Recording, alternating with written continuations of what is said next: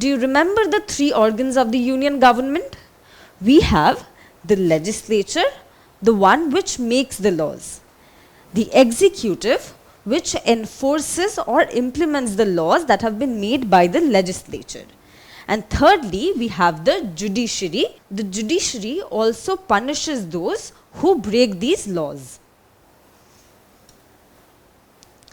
So, we can understand that those who implement the laws should not get to decide if the law has been violated.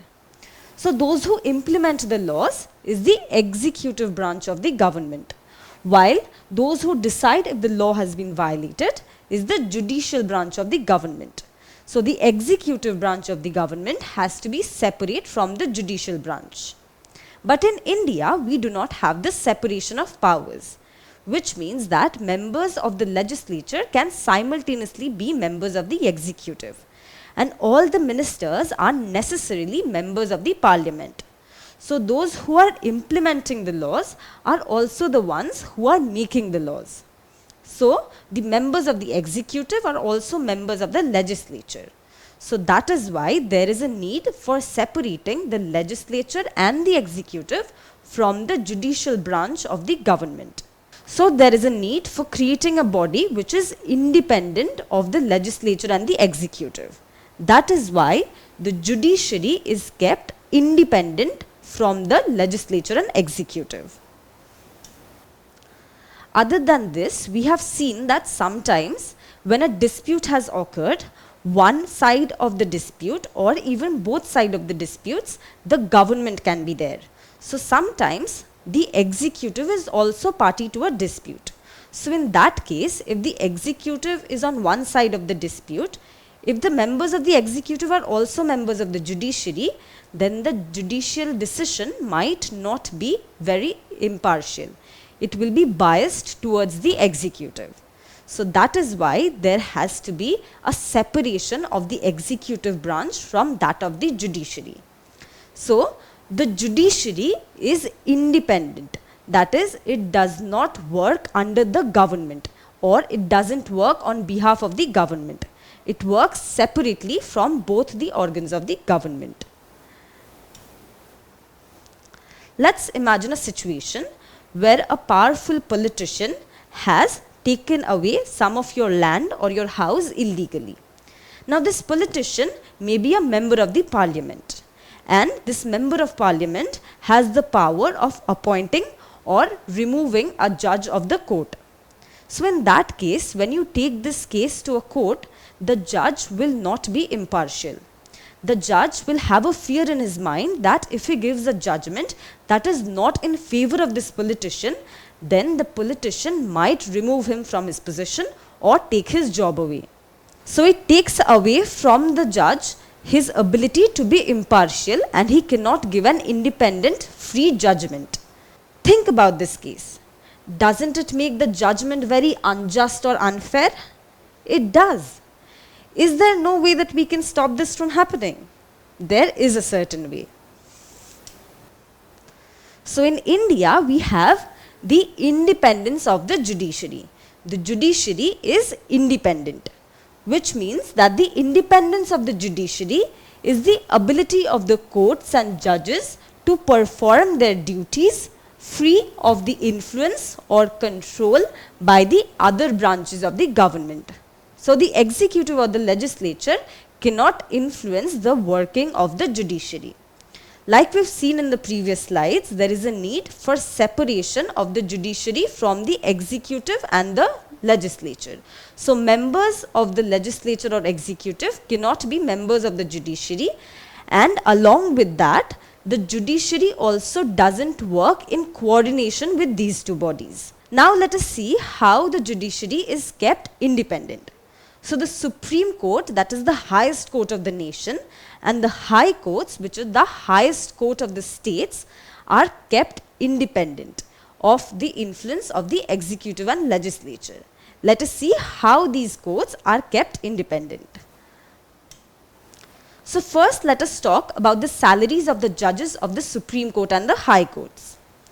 When we had talked about the types of expenditures, we had said that there are two types of expenditures that India does.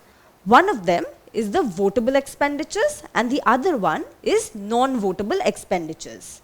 So, the judges of the Supreme Court and High Court are paid their salaries from the Consolidated Fund of India. The salaries of the judges are not subject to vote in Parliament. So, their salaries fall under these non-votable expenditures. So, the Parliament cannot discuss regarding their salaries. This keeps the judiciary free from the legislature, which means that the judiciary does not have to rely on the legislature to discuss and decide on their salaries, which keeps them financially independent from the other bodies of the government. The Constitution also says that the salaries of the judges cannot be changed to their disadvantage during their term of office. So, their salaries cannot be reduced during their term of office.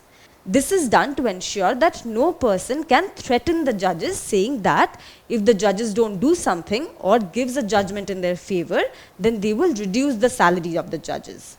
So, in that way, the salaries of the judges ensure that the judiciary remains independent. It is only during the financial emergency, when the financial stability of the country is at threat, that the salaries of the judges might have to be reduced. We know that the judges have to deal with some very high profile cases where important personalities or people with high authority are involved. In these cases also, the judges have to give a fair and impartial decision. But if the judges have to be fearful of what these powerful people might do, such as politicians or people from the underworld or criminals might do to them, then their impartiality might not be guaranteed. So at all times, the judges' mental peace has to be ensured, for which the security of the judges and their close associates or family members is ensured. So the security of the judges is ensured so that they can pass judgments without any fear. Now let us talk about the appointment of the judges. So the judges of the Supreme Court and High Court are appointed through a process where there is little to no involvement of the legislature. This is done to ensure that the political parties do not choose a judge who will favor them. So, the judges of the Supreme Court and High Courts are appointed by the President. But we know that the President is the nominal head and the real decisions are taken by the Prime Minister and his council. So, in the appointing of the judges of the courts, the President is advised by the Council of Ministers and the Prime Minister. But the council and the Prime Minister are from a political party, which means that they might have a political bias. So to cancel that out, the President is given recommendations by a collegium. So recommendations given by the collegium, that is a group of judges of the Supreme Court and High Courts headed by the Chief Justice of India. So the executive does not singly appoint the judge. So this ensures that the Prime Minister and the Council cannot influence the decision by political bias. It also ensures that the Chief Justice of India cannot singly choose his favorite candidate as the judge. Now, every important public post has an appointment as well as a removal procedure. Because even after the judges have been appointed, they might become corrupt or they might mishandle certain cases. So the process of removal of the judges has been made a difficult one so that no powerful person can threaten a judge to remove him from his position. Now, for the removal of a Supreme Court or High Court judge from his position, a resolution for the removal of a judge has to be passed by both houses by a majority of the total membership of the house and 2/3 majority of the members present and voting. This special majority has been kept so that the political party which is in power and has the majority in the Lok Sabha doesn't unilaterally get to remove a judge. Now in India, we have the freedom of speech, which means that we have the right to speak for or against any high official or authority. But we cannot criticize the Supreme Court or the High Courts in a derogatory manner. If we do so, it can be counted as contempt of court. Now what is contempt of court? Contempt of court refers to the offense of showing disrespect to the dignity or authority of a court. Now the Supreme Court and the High Court have been given the power to punish for the contempt of court. It gives the Supreme Court and the High Courts the power to initiate a case against anyone who criticizes the court in a derogatory or defamatory manner. So the objective of giving punishment for contempt of court is to prevent a fall of reputation of the judiciary in the public eye. So the people of India trust the judiciary in being fair and impartial. The Supreme Court and the High Courts are the highest judicial authorities of the country, and the people believe that the Supreme Court and the High Court will be fair and give justice. We have an enormous trust or faith in the chair of the judges. But if someone criticizes the courts in a defamatory manner, then there might be a fall in the trust of the people in the judiciary, which will lead to the people not having faith in the judicial system of the country and may lead to a lawless condition and chaos in the country. So that is why the contempt of court is very important. But we see that when there is a contempt of the court, a case is being fought between an individual or a group or organization and the judiciary, in which the judiciary is itself deciding whether there has been a contempt of the court. Now what have we seen in the other disputes? We've seen that disputes can occur between individual and individual, individual and executive, between state governments and central government, or between different state governments. But in all these cases, the parties to the dispute are not deciding on the case. So in all these cases, we have an independent body, the judiciary, which is deciding on the case. But in this certain case, we see that the judiciary is also a party to the dispute, as well as it is itself deciding whether there has been a contempt of the court. What do you think about this? Do you think that there should be another independent body which decides if there has been a contempt of the court? Because there is a very thin line between constructive criticism and derogatory criticism. So sometimes that line might not be clear. So what do you think? Do you know that in 2020, Prashant Bhushan, who was a lawyer in the Supreme Court of India, was convicted of contempt of court for posting 2 tweets on the Chief Justice of India and the Supreme Court. In one of these tweets, Prashant Bhushan said that if the historians start finding what led to the destruction of democracy in India, the role of the Supreme Court and the Chief Justice of India would be counted as important. Now the Supreme Court saw this as an offensive or a derogatory statement. Why did the court feel like it was a contempt of the court? It is because Prashant Bhushan was an influential and important lawyer of the Supreme Court who had a high authority and influence of the people. And such an important person making a derogatory statement on the Supreme Court, that is the highest judicial authority of the country, would lead to the loss of faith of a lot of people in the judicial system. So the court counted this as a contempt of the court. The Supreme Court imposed a token fine of ₹1 from Prashant Bhushan for posting this tweet. So that is why punishing the contempt of court is given as a power to the Supreme Court and the High Court. Now, do you think that the freedom of speech is being compromised when there is a contempt of the court? Or do you think that the contempt of court is important since the faith of the people in the judiciary should be intact? Along with this, to ensure the independence of the judiciary, no discussions regarding the conduct of a judge in the parliament can be done. The constitution says that no discussion shall take place in the parliament with respect to the conduct of any judge of the Supreme Court or of a High Court in the discharge of his duties, except when a motion for his removal is under consideration.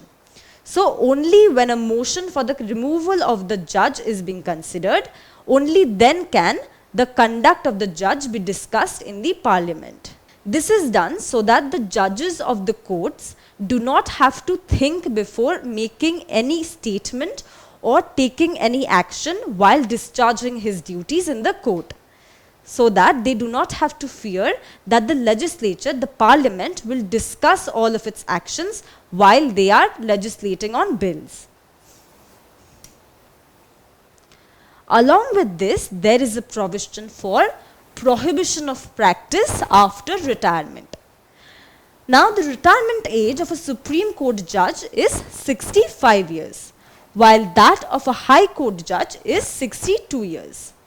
Now, after their retirement, the judges of the Supreme Court and High Court get various retirement benefits.